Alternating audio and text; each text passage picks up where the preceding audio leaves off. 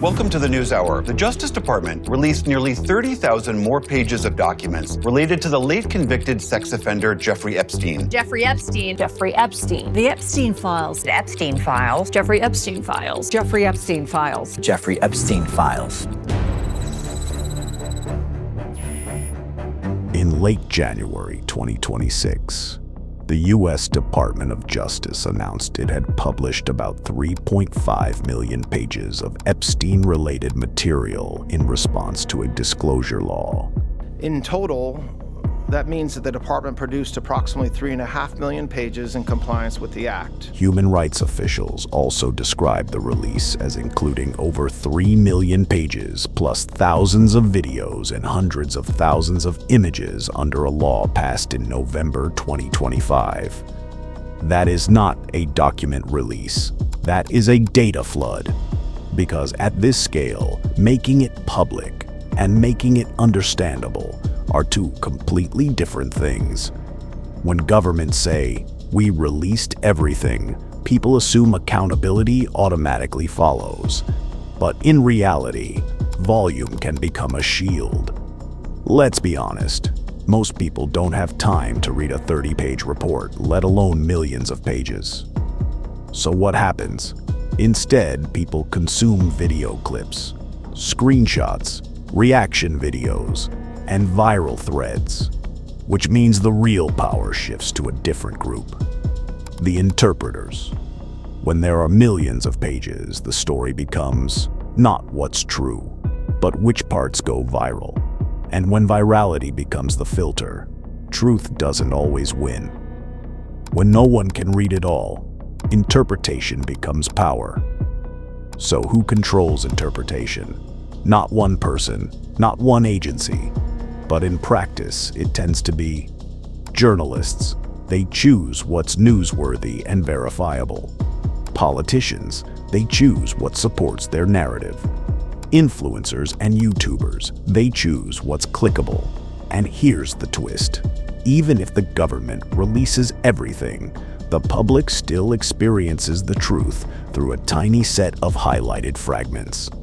That's why this can feel like transparency, but behave like a fog machine. This leads to what we call accountability theater, a public performance of openness that doesn't guarantee results. Because what does accountability actually require? Clear summaries, searchable databases, responsible redactions that protect victims, clear chains of custody. But watchdogs and human rights voices have criticized the process, including concerns that disclosure can be flawed, undermine accountability, and risk harm, especially around privacy, and how the material is handled. There's another reason huge dumps confuse people. In any massive file release, you get a mix of verified evidence, unverified claims, contact references, mentions that mean nothing, legal filings with allegations. And the internet tends to collapse all of that into one sentence. If your name is there, you're guilty. That's not how reality works. Even older, unsealed Epstein-related court records show that documents can contain allegations and references. Some contested, some denied, some settled, without serving as proof by itself. So the transparency illusion doesn't just bury truth. It can also create false certainty. And false certainty is gasoline in the hands of the internet. Now let's be careful here. Saying information overload can function like a smokescreen is not the same as saying someone planned this like a movie villain. No, it's simpler and honestly more believable. Systems often behave this way because dumping files is easier than curating clarity. Bureaucracy avoids interpretation liability. Political pressure rewards release headlines. So the public gets a mountain, and then we all stand at the base of it, yelling at each other about what it really means. That's not accountability. That's confusion with a press release. You can see how messy this is by looking at what's happening around the release itself. The Associated Press reported that Ghislaine Maxwell's attorneys have tried to block further disclosure of additional Epstein-related documents, arguing over constitutional issues and warning about sensitive material.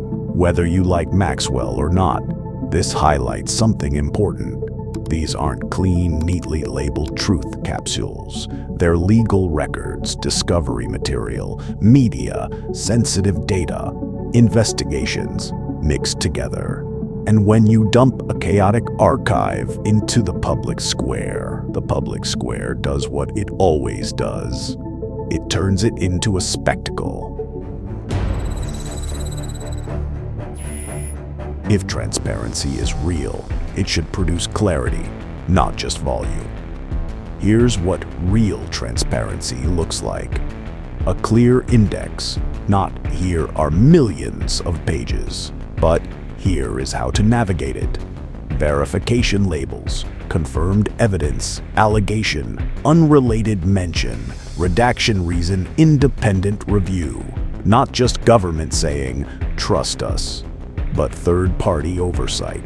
And finally, justice for victims and a legal system that applies equally to everyone, regardless of power or wealth.